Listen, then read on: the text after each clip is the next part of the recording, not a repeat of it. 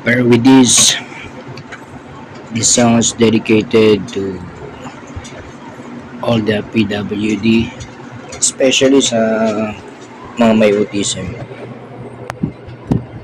Okay, yung title nito ay Pair with this or PWD. Let's go! Maagang nakatulala sa paraiso na hindi ako makawala. Maraming ang aktibidad pero bakit wala akong magawa? Pwede bang pakitigil nyo ang galit ng kaulapan? Magtatago na naman ako sa sulok at ang mga tenga ko ay tatakpan.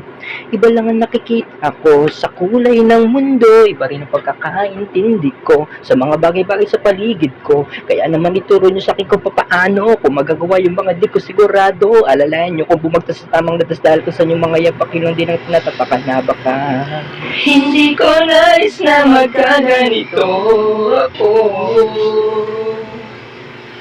Kailangan ko ng tunay na pagmamahal sa aking kalagayan. Kailangan ko siyang maging intindi lang. At hindi ako sasaktan dahil hindi ako nasasaktan, ngunit ako ay lumuha. Sige, tanungin niyo ako, sasagutin ko. Ipagawa niyo sa akin, gagawin ko. Kahit tutulutan sa pagbigkas sa mga salita, pipilitin ko makatingin sa mga mata niyo. Umali na naman ako. Pisagdya ko sakatan, subukan ko na lang ulit, baka magawa ko na yan. Pasadya ko pa ulit-ulit yung itinuturo, pero napakadali ko na makalimutan. Ako'y nalilito, hindi ko na alam ang gagawin. Nakikinig naman ako, kay hirap lang intindihin. Pwede niyo ba muna akong bigyan ng tubig at baka meron na rin tayo dyan kahit konti makakain bago ako pasaktan na sarili ko tapos magtatawanan niyo na naman ako, di ko maintindihan. Pwede niyo po ba sabihin? Kaya niyo po ba akong tanggapin? Ayun, isang paunting lang, paalala para sa atin. Kasi dito sa atin, mundo o sa bansa natin, parang normalize na yung paggamit sa kanila upang gawing biro. Katulad na lamang ng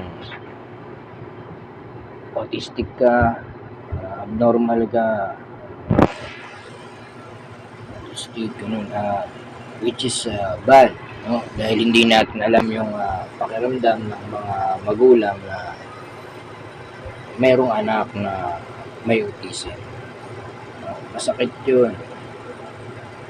Pero parang nasanay na tayo sa paggamit ng mga terminology na gano'n para sabihan yung mga